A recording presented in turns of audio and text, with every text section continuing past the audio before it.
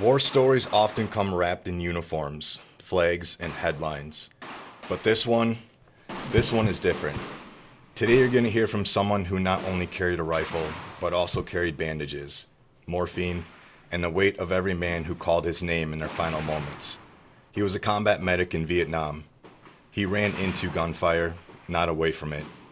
He held the hands of dying soldiers. He stitched wounds in the mud, under fire, in the heat, with shaking hands. This isn't a history lesson. It's not about medals or missions. It's about blood, fear, guilt, and what it means to save lives in a place built to destroy them. It's about what happens when you come home, but the war doesn't leave you. So, take a breath, because this story is raw, it's human, and it matters. Join us as we hear his story, not just of war, but of survival, duty, and what it means to hold a broken world together, one bandage at a time. Please help me welcome, again, an absolute honor, tremendous honor, sir, and a privilege, a pleasure to have Mr. Chuck Landwehr on the seventh episode of the Preserving Freedom podcast. You're going to be okay. The lie you have to believe to keep going. Chuck, it truly is an honor. Thank you so much for being here today. A little trouble with the construction going on, huh? Good old Wisconsin. We have 4 seasons in one day and more orange barrels than there are people in the state of Wisconsin. How you feeling today? Oh, I'm okay. All right. Okay, a little nervous, but I'm okay. You're going to do just great. You'll forget about the nerves again. As I mentioned, just be you. Anything that you need, please let me know. All right. Born and raised in the great state of Wisconsin? Yes, I was. I was born in 1948, January 31st, in De Pere. I lived at 810 Grand Street my entire life until I went to service. That was one of the first times I was ever out of the state. Have a big family. There's 13 of us, 13 kids in my family. Oh, wow. I've got 7 sisters and 5 brothers. You always had somebody to play with or fight with. Was there one in particular that you fought with more than you played with? That you can recall? Or was it just I a mix? pretty well fought with everybody. Did you get along with the sisters better or the brothers? Now it's the sisters. Okay. When we were growing up, it was the brothers. We did most everything together. Yeah. Yeah. Oh, very good. What do you remember most? So you mentioned 1948. All right, you were born, correct? Yes. So we're going to skip a couple years, 1950s. What can you tell us about the 1950s that you remember? Just growing up in a big family, Mm-hmm. and always we our backyard butted right up to VFW Park. Okay. Never gave that much of a thought about being a veterans park, but we played baseball and football and everything. We always had our own team basically, playing against the neighbor kids because there were so many of us. Yeah. Yeah, you had your own team with the family there, having 13 altogether, brothers and sisters. So did you have a favorite position that you liked to play in football? I was always left guard, Okay. and it was my job to protect the quarterback. Yeah. I always had a job where I had to protect somebody, I guess. Yeah, absolutely. Yep. Are you a Packer fan? Not anymore. Okay. When Kaepernick started all of his Yeah. junk, that turned me off to football. Yeah. Before, I followed him very close. I was at the ice bowl. Really? With a couple of friends that, matter of fact, it was just before I went into service.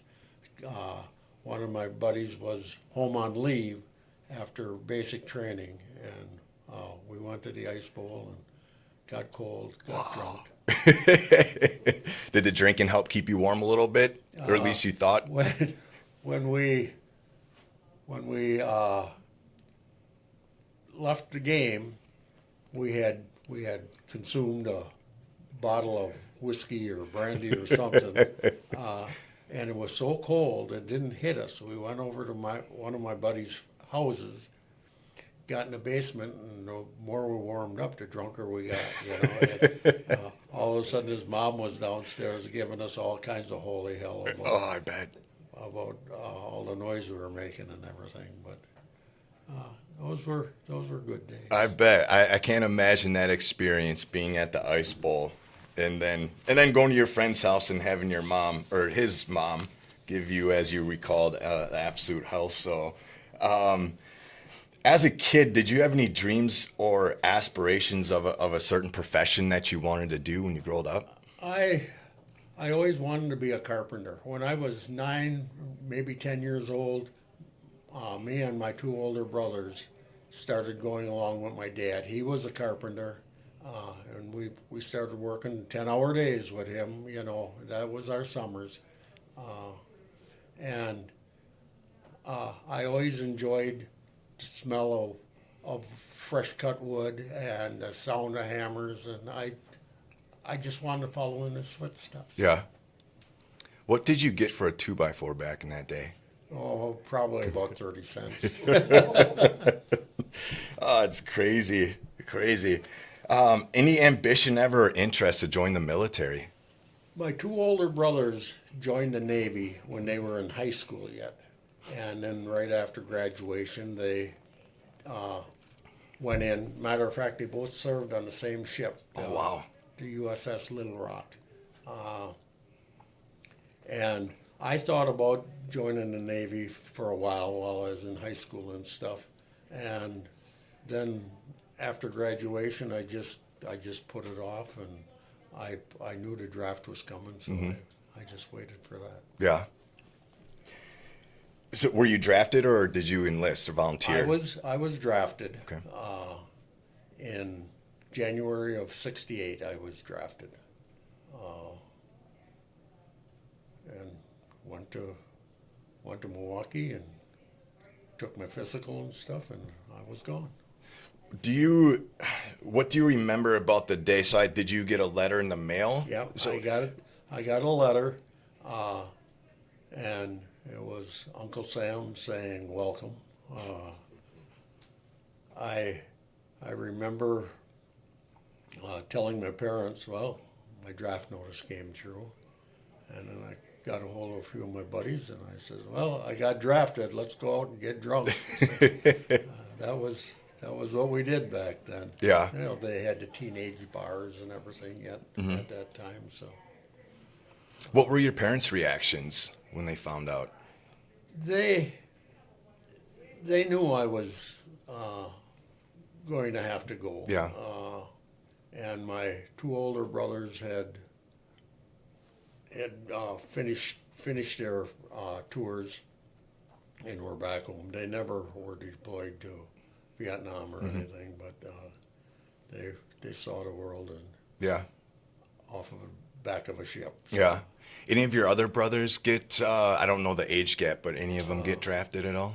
My younger brother, he's the one next down from me. I'm 4th in line Okay. in the family.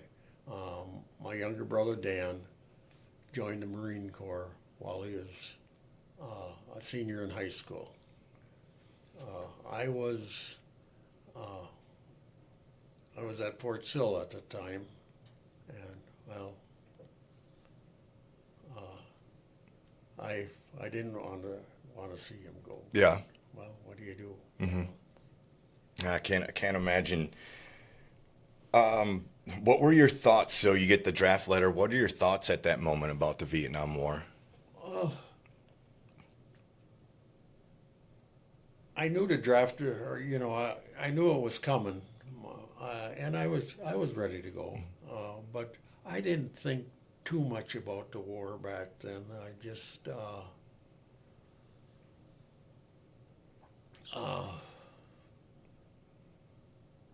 it was something that was on the news. Yeah. So but as far as being worried about the war, that never really came until after I was in service. Yeah. They started actually beating it into you what was going to happen. Yeah. Did you choose to be a combat medic, or was that assigned to you? That was assigned to me. when I finished my basic training, they they assigned me to be a medic. You take lots of tests and stuff prior to or while you're in basic, and I guess that's how they decide. I don't know. Their wisdom, not mine. Yeah. Was there a job that you had that you were kind of hoping for or itching for in MOS when you were there? Is whatever they picked for you? Not really. I just figured I was going to be infantry is what I figured, because that's what 90% of the new recruits were, as they went into the infantry. Yeah. Yeah. So I'm going to assume no, but did you have any prior medical experience at all? None whatsoever. Was there an interest grown as you realized you're going to be a combat medic and when you started learning kind of the skills? Well, I took my my MOS training serious. I knew that if that's what they wanted me to be, I better know what I'm up against here. Yeah. Where was training at for you? I went to Fort Sam Houston, Texas. Okay. That's where I took my medical training. Okay. I took my basic training at Fort Campbell, Kentucky.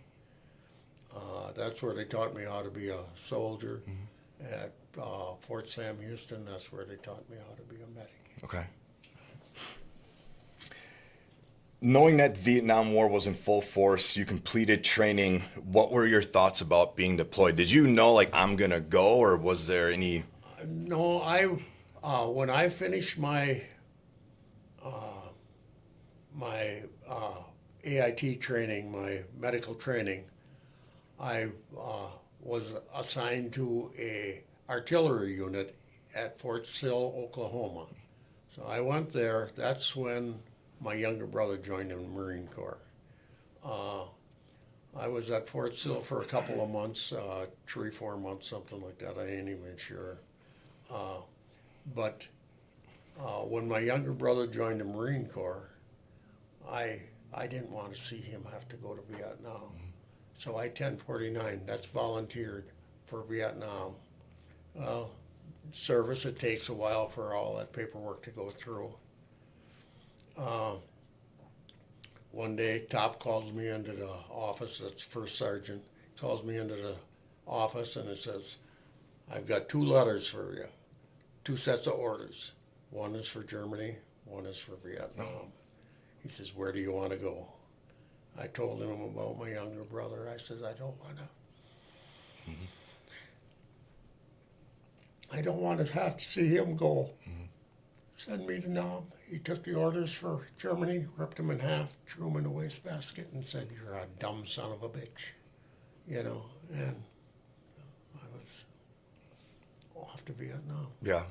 With you choosing Vietnam, like, did that, does that help the chances of your brother not going, or is it just...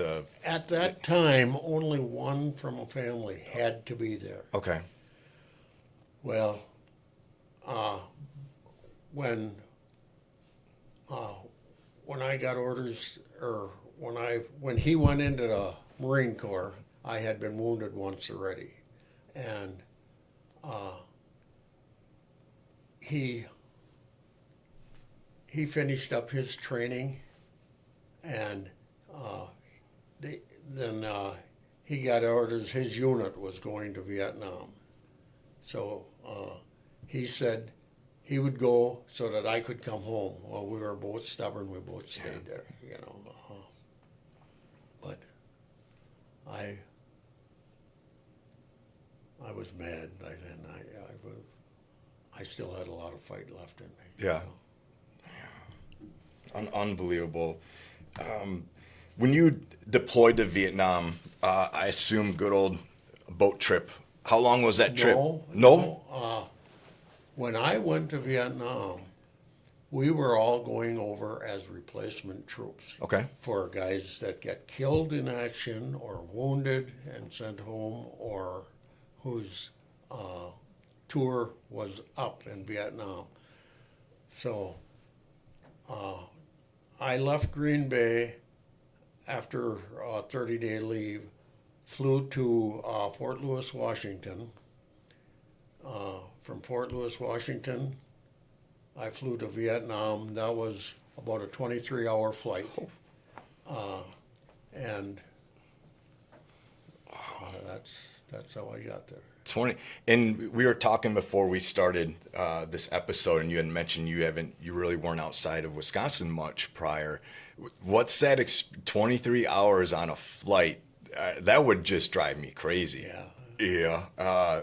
It was a quiet flight. Everybody on that plane was in the same situation Yeah. I was in, and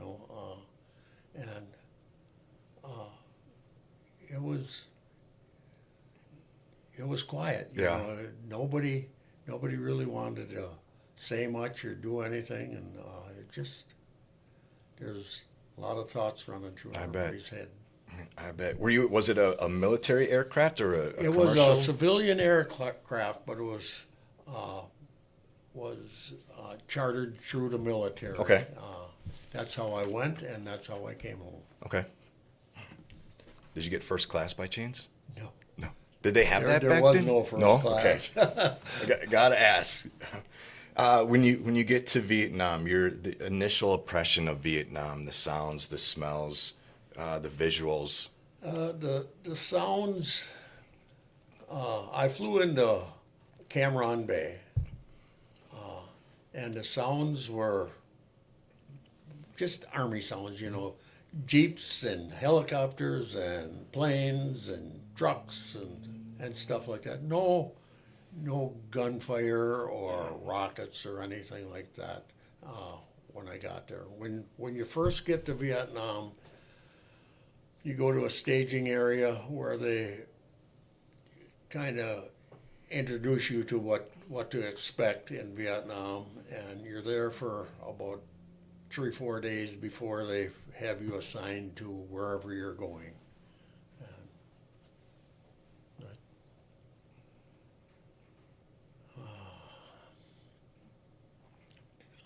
I don't know. Yeah. It's just, you're there. Yeah. Yeah. So again, we're here with Chuck Landwehr, Vietnam veteran, combat medic, and I'd be remiss if I didn't say it. His beautiful wife Pat is here. I won't turn the camera. She gave me strict instructions. So, beautiful wife Pat is here. My parents are here as always. Always appreciate the support, and we have one of the best, Jim Kepnick, in the background. I call him the ninja photographer, doing photos. He's always with us on the honor flight missions, capturing all the moments of the day. So truly appreciated that he is here as well. So Chuck, you're assigned to the 1st Battalion, 6th Infantry, 198th Light Infantry Brigade. Yes. Correct? Yes. Part of the United States Army's 23rd American Infantry Division. That's right. How is the morale? And I think from when you mentioned the plane ride over there, but when you're there, how's the morale of the group when you get to Vietnam? When I got to Vietnam, you're busy for that couple of days, just getting everything straight and trying to figure out where you're going and everything else. Once I left Cam Ranh Bay, I flew to Chu Lai. That's where the 1st of the 6th was.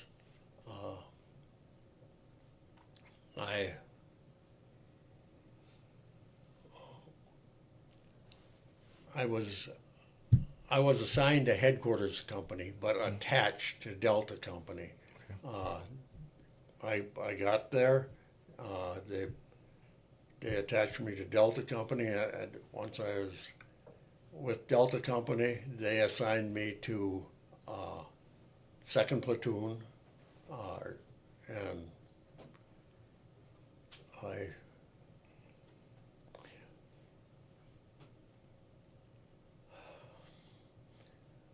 I remember getting on a chopper and going out to the field. That was my first chopper ride. Went out to the field. I got there. I met the guys in the platoon. The medic that I was taking his place, he had been there for 6 months. He stayed with me for the first 2 days, I believe it was, and kind of taught me the ropes on what to expect. They had been hit pretty hard a couple of days before I got there. The lieutenant got killed, and a few other guys wounded. We had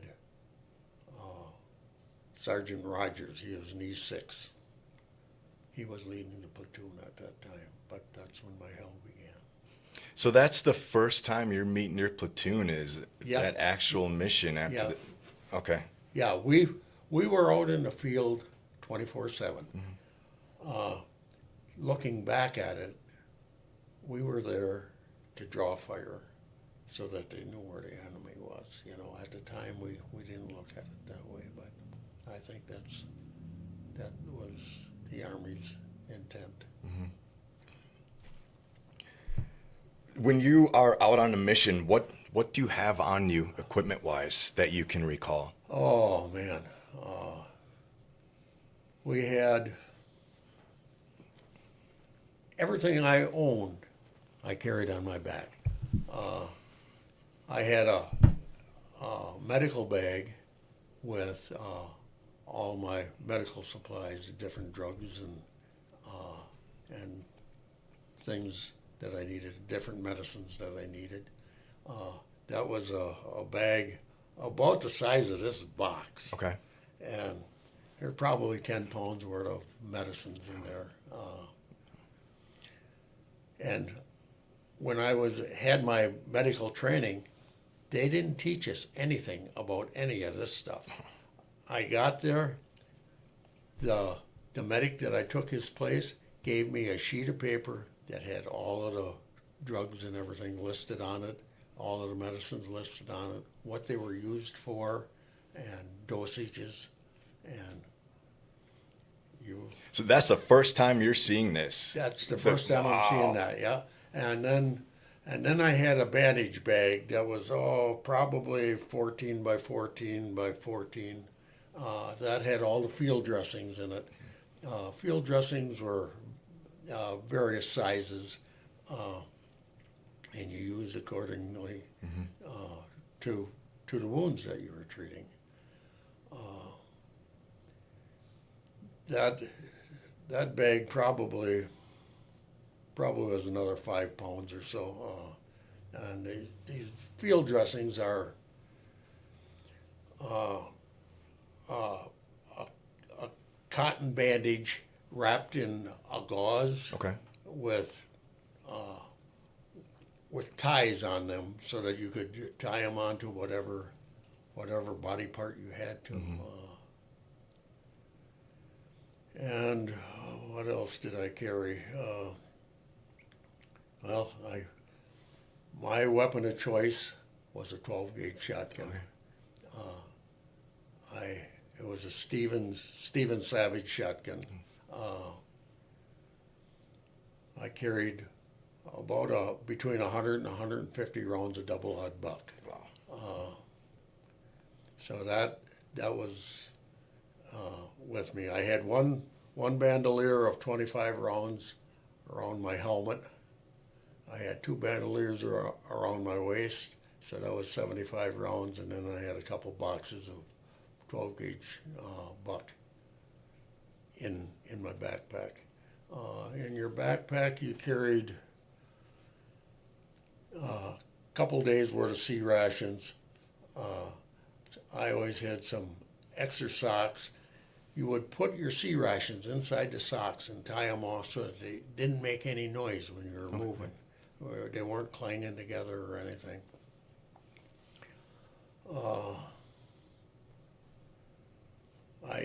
I had a towel, just because a towel worked out well. You'd put it around your neck when you were moving and stuff, because it was always so hot.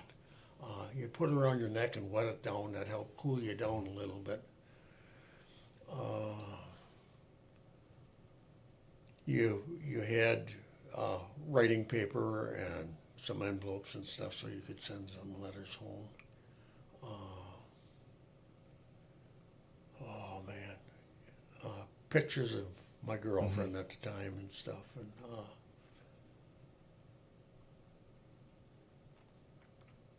everything you owned, Yeah. you carried it with you. My rucksack probably weighed 50 to 60 pounds, and then I had another 15 pounds of medical supplies, and probably another 10, 15 pounds of different ammunitions, grenades, and 60 M60 machine gun ammunition. Everybody always carried at least 200 rounds of that.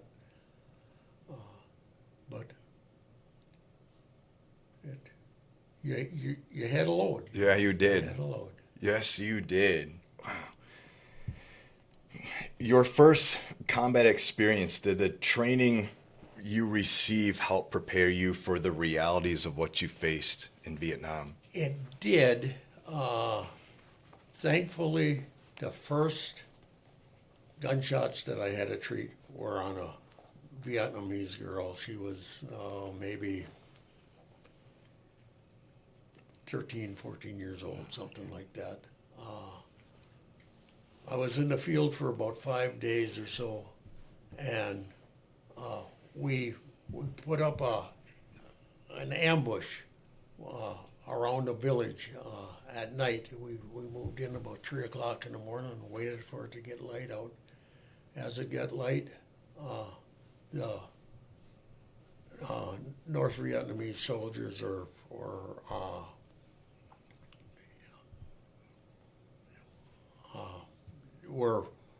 leaving the village, and they realized we were there, and all hell broke loose. Sergeant Rogers, who was running the platoon at that time, called in for some air support. We had Hueys come in with their 60s, their M60 machine guns blazing, and this one young gal got 2 rounds through the leg. I went, this all happened within a 5, maybe 10 minute span. Yeah. And it was pretty much over. We swept the village,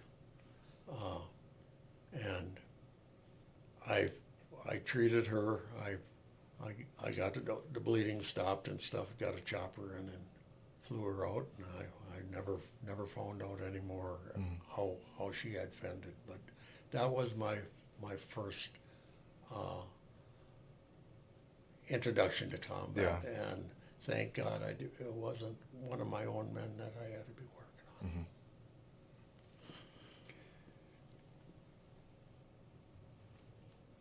What were the biggest challenges you faced as a medic in Vietnam?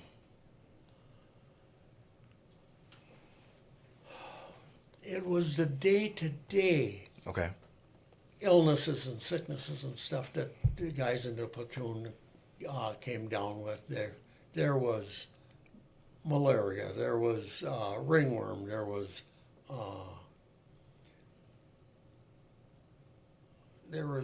infections from just little cuts. There was blisters. There was just everything, and we would do most of our fighting at night. In daytime, we would set up in a day logger someplace, and you had a little bit of time to yourself. I was on call 24/7. Yeah. These guys were always coming to me with something. New guys with just the anxiety and fear that they weren't going to be able to do their jobs and stuff. And guys would come. They'd have leeches on them that they needed taken off, and it was just the mundane stuff that went on every day. that was one of the hardest parts of my job. When these guys all thought that I was a brain surgeon. They didn't realize that I had 10 weeks of training, medical training. And, but they all had so much faith in me. And that was probably the first time in my life that I had the kind of respect that I got from those guys. Great guy. Yeah. So you're not only you're facing an unimaginable enemy, but the elements around you, you know, that you like just I said, mentioned, we lived out there. unbelievable. We were there 24/7. Yeah. The only time I got to sleep on a cot was after I'd been wounded and was in the hospital, or once, and I think twice, maybe 3 times, they brought us in on a 3-day stand down, where they just put us on the beach. We ate buffalo steaks and got drunk and took in a floor show and stuff like that. But Good for you. All right, good for you. Do you remember the first time you had to treat someone asking for help and weren't sure if you could save them? yeah, and that's something I don't want to Yep, talk no, about. absolutely, absolutely. Were there ever situations, and again, if another one pops up, give me the same answer, okay? You're doing an amazing job, Chuck. I appreciate it. Ever situations where you had to prioritize which wounded soldiers received care due to limited supplies or overwhelming casualties? I never ran short on supplies. As far as numbers, the most that I ever had wounded at one time was 5, and that was myself included. And that was January 22nd. I always started the day, once we got into our day logger, I had a little coffee pot that I carried with me, and I'd make coffee. And different guys would come and get a cup of real coffee rather than the stuff in the C rations, the powdered stuff. If I can, where'd you get the coffee from? Like, They- you brought it with they- you, or? I had a connection Okay. in Chulai at the mess tent, and they would send me out a can of coffee, and I'd put it in a 2-quart canteen and carried it that way. Oh, okay. But the VC honed in on that smoke that was coming up from that coffee pot, and they shot a RPG in there, a rocket-propelled grenade. That exploded. There was 5 of us that got hit. None real serious, you know, but the coffee pot was a total loss. No. That was gone. And but I remember Sam Elkins, Dave Gibson, Lai, our interpreter, Charles Bradley, and myself. We all were hit that time. Lai, our interpreter, and Sam Elkins both were hit in the head, and well, as you know, any head wound bleeds like crazy. And they usually look a lot worse than what they are. And I can remember getting Lai patched up enough, and he's got these ribbons from this field dressing that I had put over his forehead.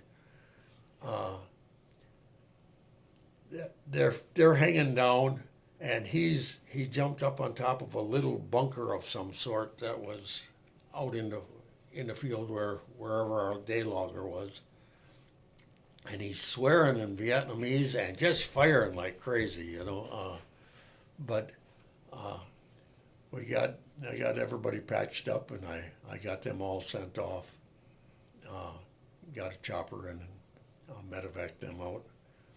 I stayed in the field. I didn't go in until the next day. I just had shrapnel in the back and shoulder, left arm. Matter of fact, I still got a little bit of that shrapnel back there. Pat knows where it is. But that, Were you most mad that your coffee pot got oh, destroyed? everybody was mad Man. because they all, I can't imagine the feeling to be able to start your morning where you're at with some good coffee and man, did you ever get a new one?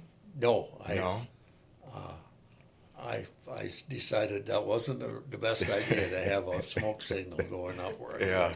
exactly where I was sitting. So I Man. got away from that. Yeah. Did you ever have a time when you had to look someone in the eyes and know that you wouldn't be able to save them? Yeah.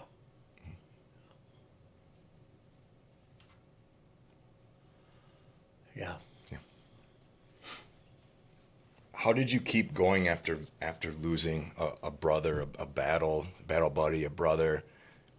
What helped you to keep going? You had to. You had to keep going. You couldn't dwell on that. You had to think about the rest of the guys that were in the platoon, and you had to be there for them. You know.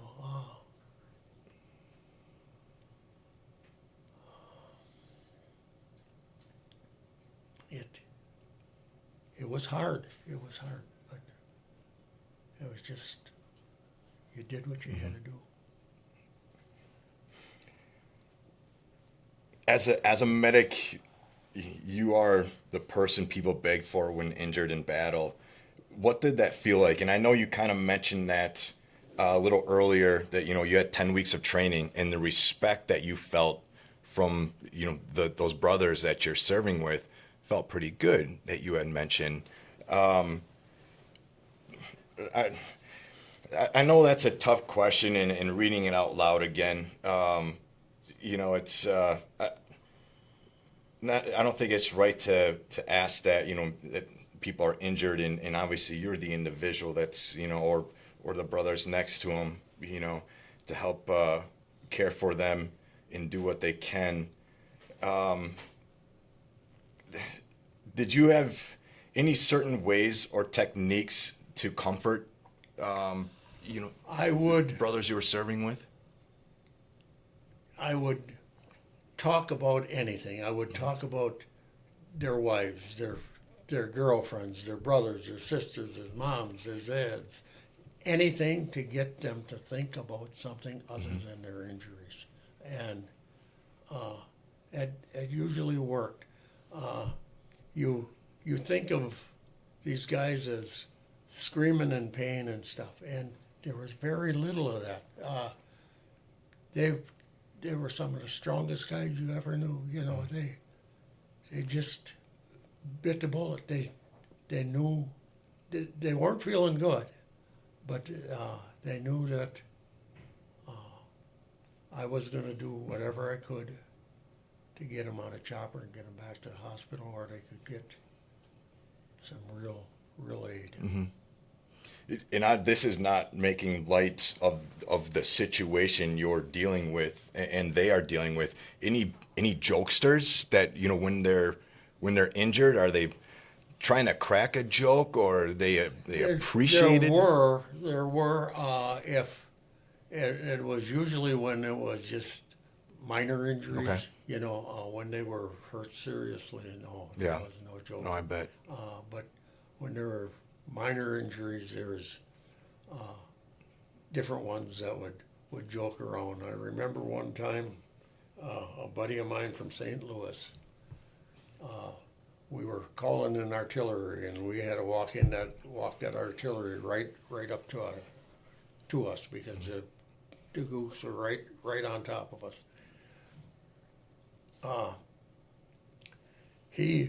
This artillery round hit and exploded, and a big chunk of dirt come and hit him right square in the back, and just knocked the wind out of him.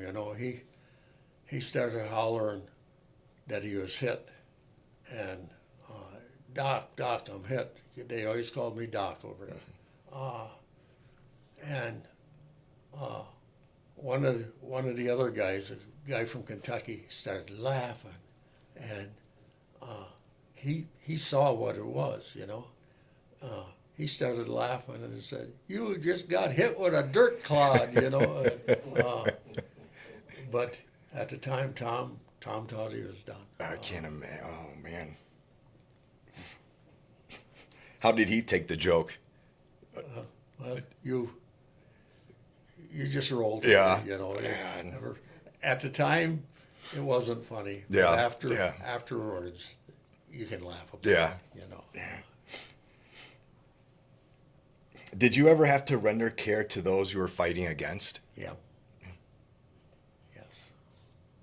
Was it, were they, how do I, did they give any pushback? Because I'm going to assume they see an American coming. Were they feared that you weren't there to treat them? You're there to do something else? No, I don't remember that.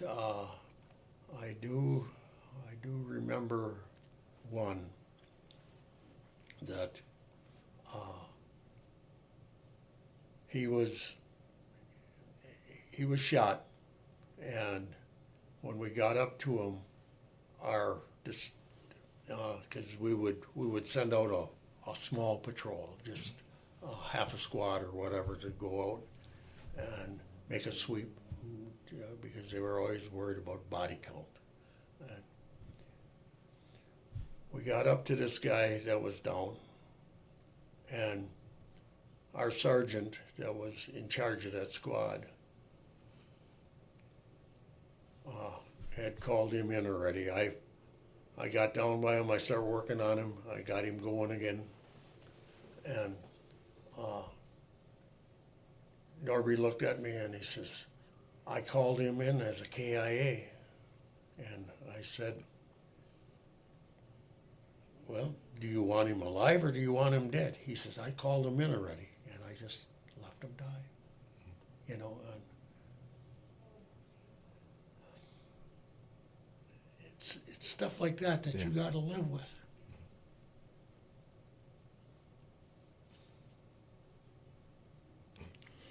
We are again here, episode 7 with Chuck Landwehr, Vietnam veteran, combat medic. An incredible story thus far, his experience in Vietnam. Again, doing a tremendous job, Chuck. I thank you so much for everything that you have shared with us thus far.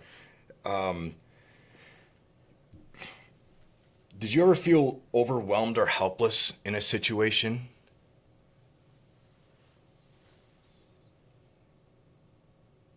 Yeah, we usually worked as just platoon-sized unit, and our platoon was always down to about half strength. We always had maybe 18, 19, maybe 20 guys in a platoon. That was it. But there's one mission that we went on where we worked company size. We went into Dragon Valley. That was one of the routes on the Ho Chi Minh Trail. We CA'd in on choppers. They dropped us off. I remember when we got there, the LZ that we had came into wasn't too hot, and choppers hovered probably 10 feet off the ground or so. And everybody started jumping out into this rice paddy. And I remember landing and getting stuck in the mud. You know, I had to sit back on my butt and literally pull my legs out so that I could get out of that rice paddy, because you were wide open when you're out in the rice paddy, you know. We got in there, and our mission was supposed to be a couple of weeks long. Well, we were out there for about a week. We made some sweeps that day. We set up a night defensive position in a little, it wasn't really a village. It was just a matter of a few huts out in the jungle. There was nobody around. We confiscated a boatload of rice and some weapons and stuff like that. they sent a chopper in. We got that stuff out of there. And the next day, we're moving again. Like I said, we were company size. First platoon had the point position. We were next. Then the mortar platoon, and then third platoon pulled drag.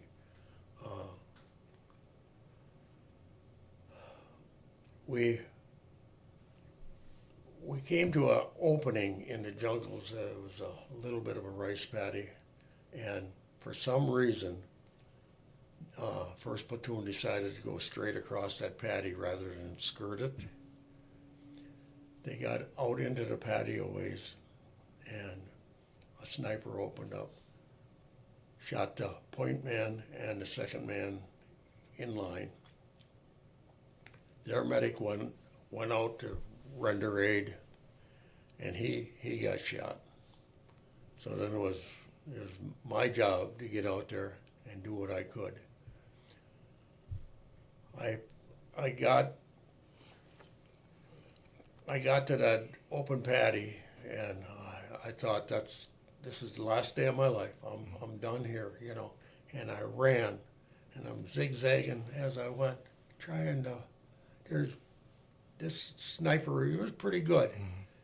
He had rounds hitting the paddies around me, and all of a sudden, one of the guys from my platoon, Swede, Terry Andreessen, he got up on that dike and he opened fire. He started putting out some firepower to cover me,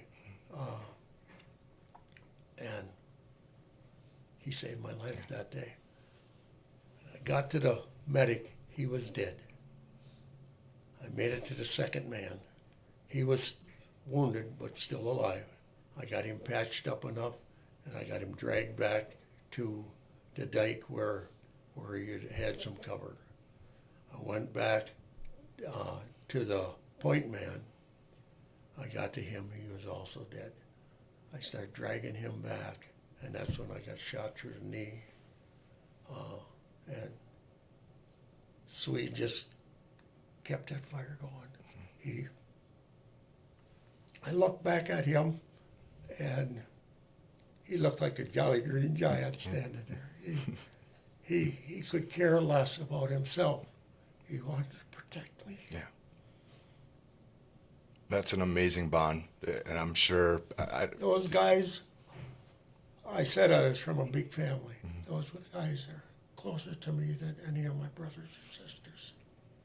They're great guys. Yeah. That's incredible. Thank you so much for sharing that with us. Unbelievable. How did it feel for you to lose someone that you called a brother, or still call a brother to this day? It hurt. It hurt bad. It still hurts.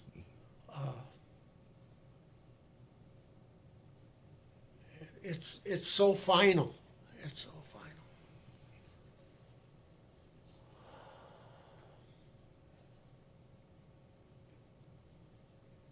I would have done anything for those guys, and they knew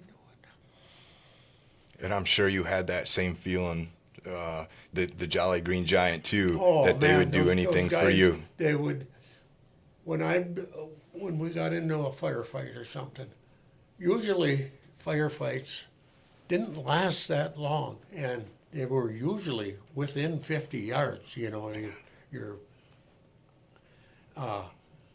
I'd get up and I'd start going towards whoever was wounded, whoever was down, and I'd have that shotgun just ablazing. And when the guys heard that shotgun going off, they knew I was up and going, and all hell broke loose. It sounded like World War III. Mm-hmm. You know, they were protecting me. Unbelievable. Any patients or moments that have stayed with you through these years, and I can't imagine that you I assume you have more than one. Yeah. Yeah, any that you want to share? Or say their name again? When little Joe got killed, I only had like a week and a half left in country when I was in my last firefight. Little Joe got killed, and I remember getting to him, and he just kept saying, "Don't tell my mom. Don't tell my mom. She's going to be so mad." He wasn't in the field for a month yet, and he got killed. He was gone, and I knew I had to get to Bradley. Bradley had a chunk blown out of the backside of his leg from a grenade. He said it was friendly fire. He said it was one of our own grenades that got him. I got to him and got that wound packed. There was a hole in his upper thigh the size of your fist. I got that packed, and I got the blood bleeding stopped. Then I treated Swede. He had a little bit of shrapnel. And we had to wait for morning so the choppers could come into us and get Bradley loaded up, and Swede sent them back to the hospital. Little Joe, we had to keep him with us until another chopper came in, because they wouldn't send the dead along with the wounded. And I remember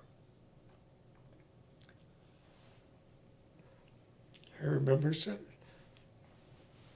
Yeah, take your time, Chuck. Yeah, there you go. I remember sitting by his body, waiting for that chopper, and apologizing for not being able to do more.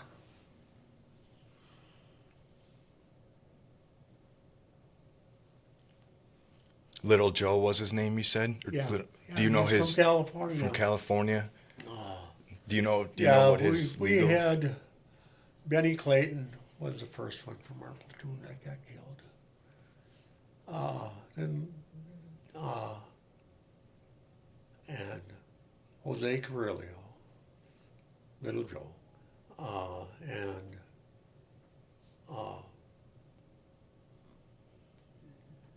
Dennis Green died over there.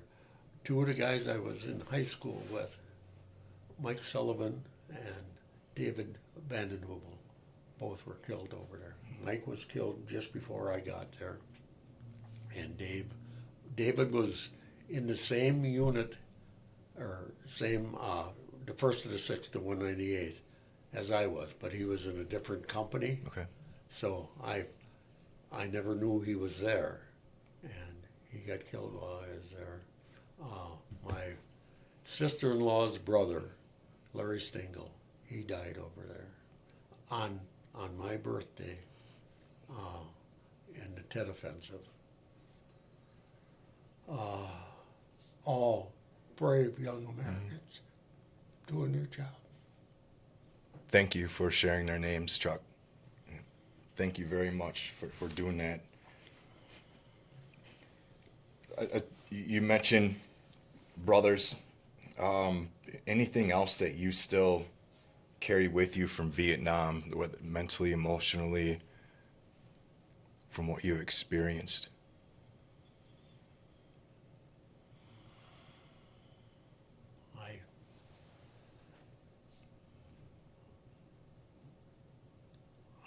I see that stuff every night. My wife can contest to that. I don't sleep good. You see their faces. You see you hear their voices.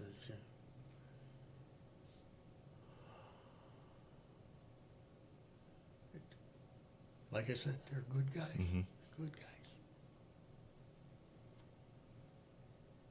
And I am going to assume if they were still here, and those that are, that they would say the exact same thing about you. Without a doubt, without a doubt. That's an amazing bond again. There's a bond that just can't be matched. There's something. There's out of our platoon. There's not many of us left, but the ones that are, I make it a point to call one of them at least once a week. Very good. I call somebody, and it helps them. It helps me. Very good to hear that you are doing that. The transition, so we're coming from Vietnam, coming back home. What's that like for you? Well, my flight home was just like my flight over there. Matter of fact, a lot of the same guys that I remember seeing when I went over on that plane, I was seeing on the same plane ride home. And Was the atmosphere different flying? Because you mentioned it was pretty quiet. Everybody was laughing and Okay. joking, and Yeah. they all knew they were coming back to the world. Yeah. That's what we called the States. We called that the world. When I got back to Fort Lewis, Washington, I mustered out. I was done with service at that time. So I cleared post and everything, and they gave me all new uniforms for the trip home. Everything I had was new. My duffel bag was packed with all of the fatigues that they had given me, and I had a field jacket, and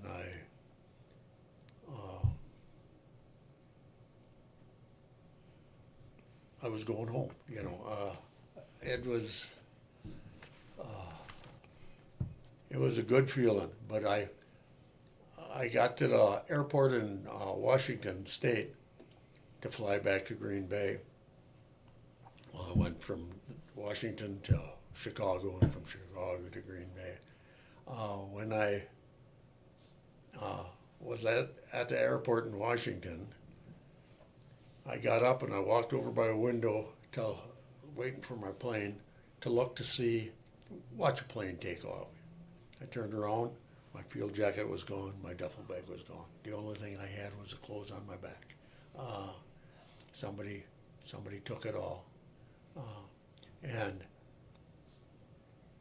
well, I didn't even care. I was going home, I got him on a plane and flew from Washington to Chicago. And from Chicago, I got on the early flight that morning and flew from Chicago to Green Bay. I sat in the seat next to my kindergarten teacher. Oh, wow. And she says, "Little Chucky Landwehr." She remembered me. Mrs. Doyle. But I got home and I tried calling the house, my mom and dad's house, and I got a wrong number. So I hung up and I tried calling again, and I got the same lady on the phone. And I explained to her that I had just got back from Nam, and I was trying to call home.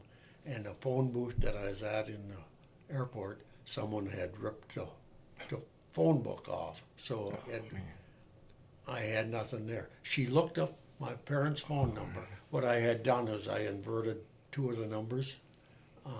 She looked up my number, and I called, told my mom I was at the airport. Her and my older brother come to pick me up. My dad was at work. And I remember standing outside the terminal in Green Bay, and it was below zero, and I had just left 113 degrees, not 48 hours earlier.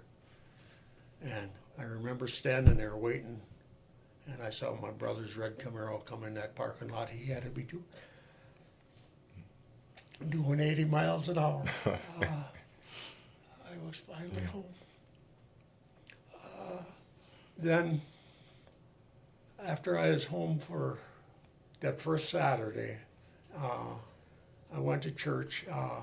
On Saturdays, they always had confession. I went in, did a confessional, and I said to the priest, I told him that I just returned from Vietnam and I'd like to sit down and talk to him if I could have 10, 20 minutes of his time.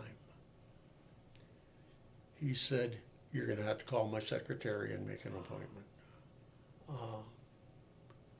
And I explained to him again that I just needed a few minutes to talk. I needed to talk to somebody. And he says, I'm a busy man. Call my secretary. I said, screw you, not that words. Yeah. The F word. And I got up and I walked out, and from that day on, I didn't care if I went back to church or not. Was it because of where you just came from? Yes. Okay. Yes. I needed somebody to talk to him. He wouldn't talk. At the time when I was in Vietnam, I was engaged to a gal. She is a sweet kid.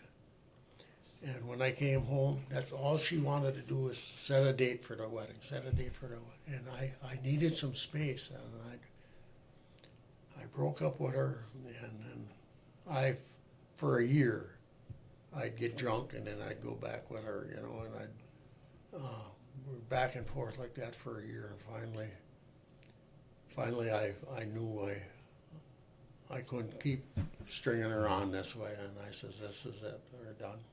She moved to California, and she got murdered out there. Oh, I always felt, and I still do, like that was my fault. Well, it is what it is, but you got things like that you got to live with. And when I first came home, the Army, before I came home, a few days or a few weeks or whatever before I got there, sent a letter to my folks telling them not to ask me any questions about Vietnam. If I wanted to talk, let me talk, but don't ask any questions. Well, them being good citizens and thinking the government knew best, they did exactly that.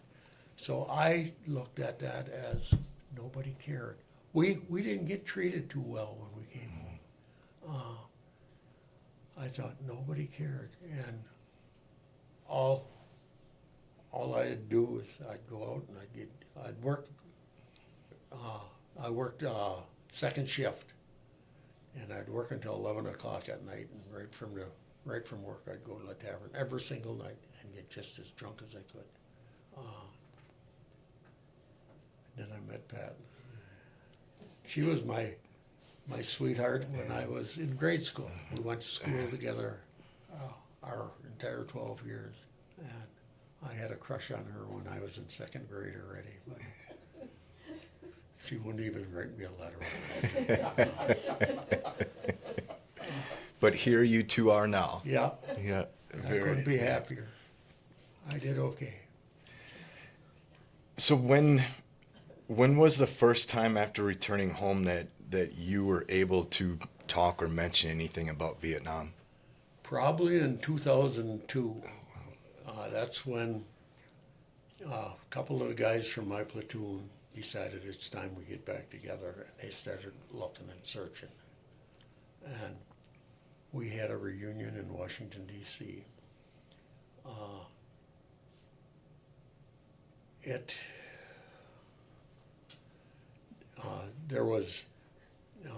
They had located 23 or 24 of the members of the platoon. Like I said earlier, the guys were coming and going at different times. No one was. We weren't a unit that went together or left together. So they located those guys. Two of the guys had committed suicide after they got back. Big Will and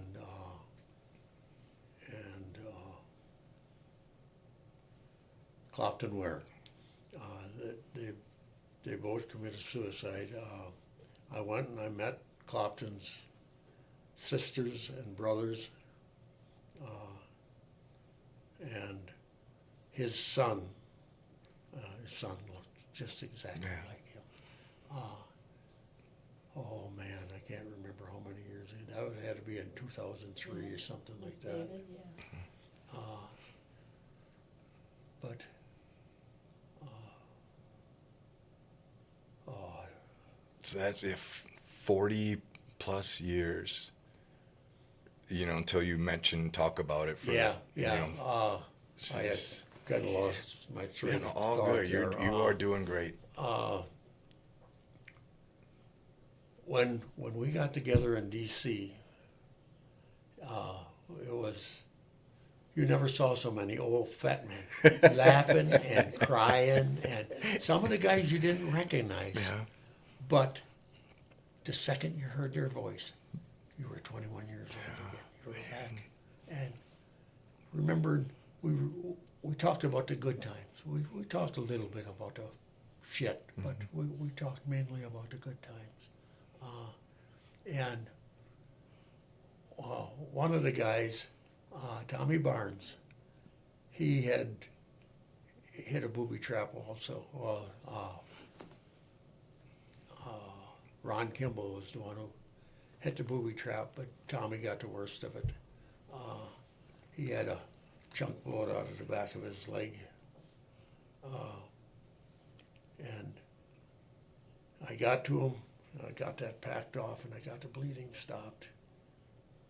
And then I went and I took care of Swede, and I took care of Kimball. And they were both superficial.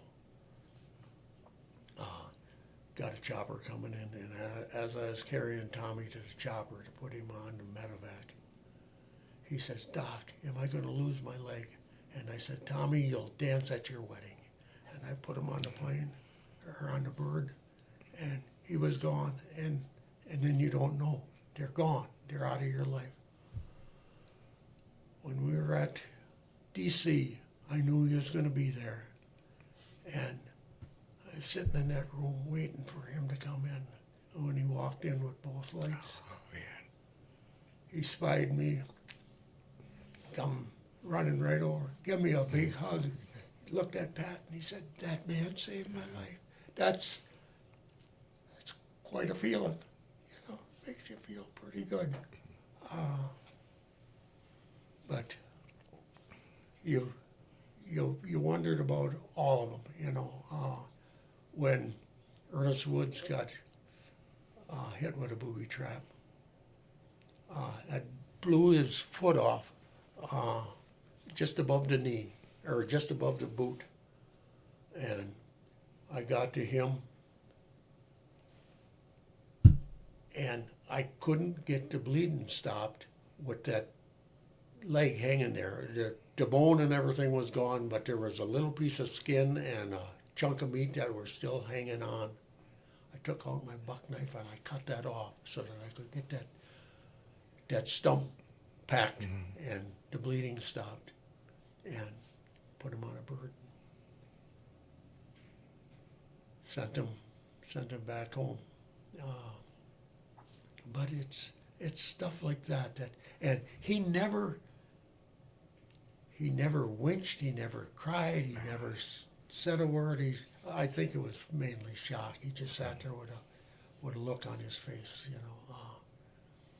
I got to talk to him. He didn't make that reunion. Out of that reunion, there's 20 some of us that 25 maybe that they had found. 2 of them were already gone. And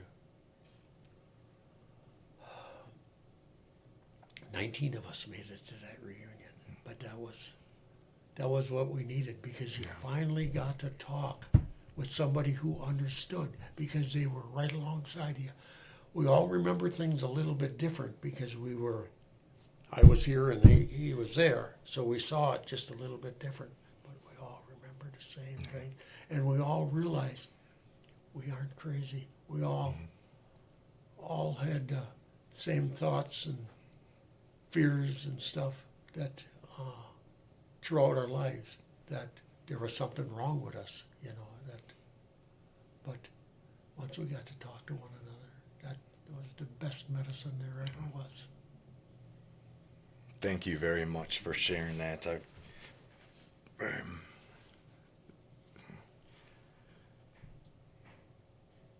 Your honor flight to DC with Old Glory Honor Flight. Now, is this the first time that you have?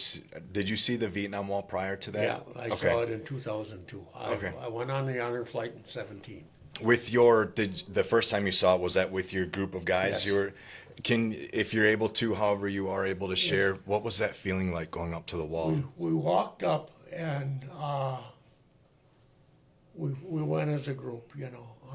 There was probably 19, 20 of us at that reunion and our wives. We walked up and everybody was afraid to go by the wall. Were you afraid? Yes. Yeah. Yeah. You knew who was on there, and you wondered why you were afraid, you were mad, you were so many emotions. You wondered why so many names, and why not mine? Because I never figured I was coming back from that place alive. After I was there for a month, the first month you're there, you're scared to death that something's going to happen, and then you don't care, and you get right down to the last few weeks, and then you start worrying again. Well, oh yeah, but it is what it is. But the guys, the emotion in the guys was unreal. We're holding one another up, and I had brought a few little trinkets along with me that I set by the wall by the guys' names.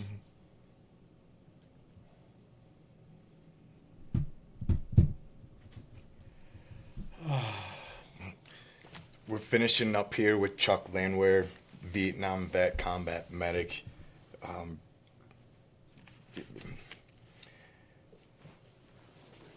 Going to 2017 now with your honor flight, with Old Glory Honor Flight, how was that experience for you? That was the first time that anybody ever said welcome to me. And it was a employee at the airport, when I was checking in, waiting to get on my flight. They said, welcome home. And I cried. We didn't get that when we come home.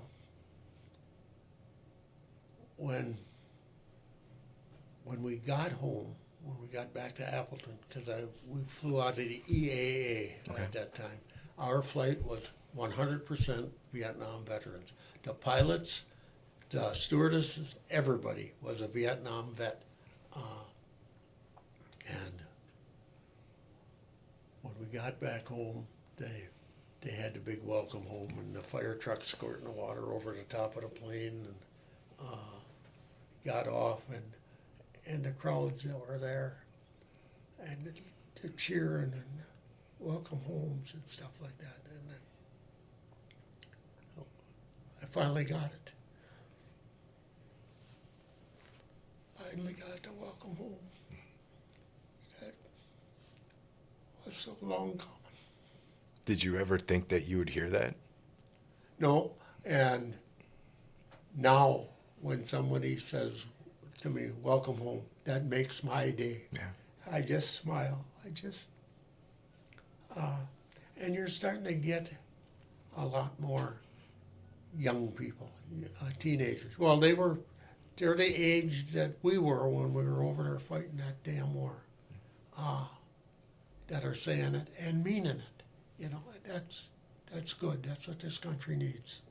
Yes, absolutely. Absolutely.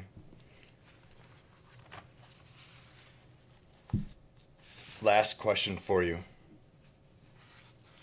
I ask every veteran I have on this podcast, if you could give a message to our military today, what would it be?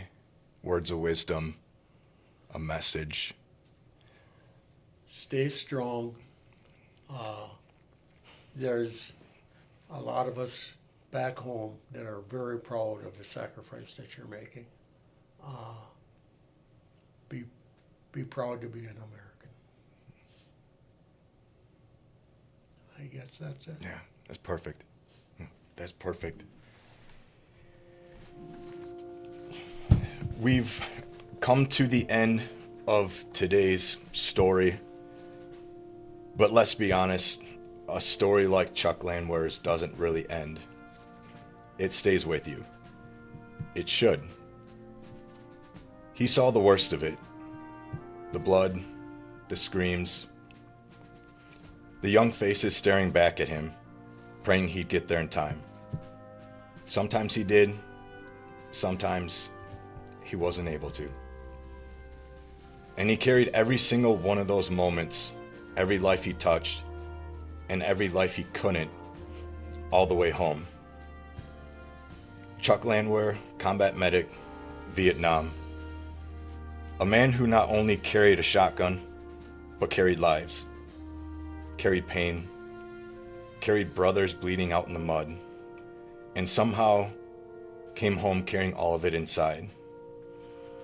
We talk a lot about heroes, but you, sir, you were the guy men prayed for, hoping you were near when everything went to hell.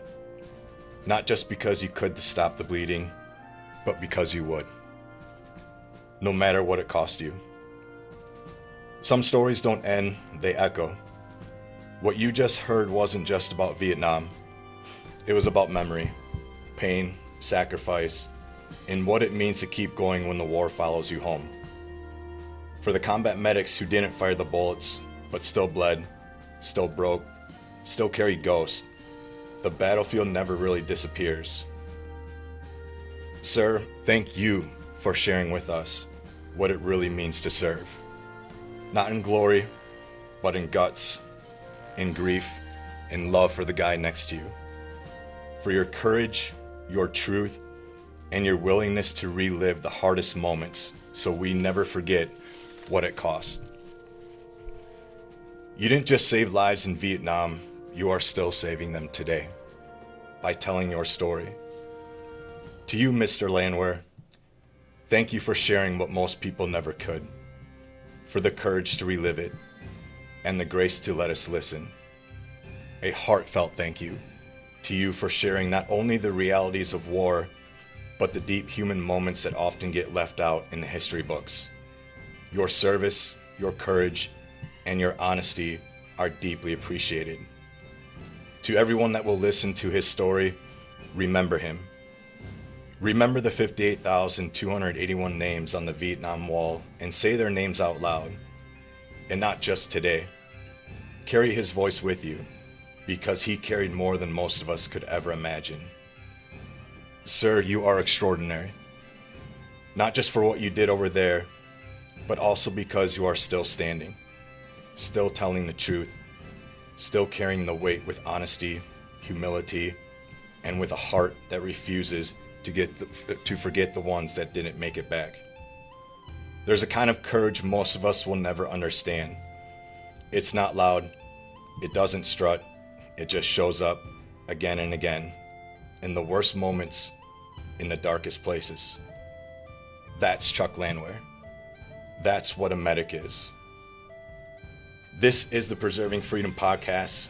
I'm your host, Jason Foster, and this was real.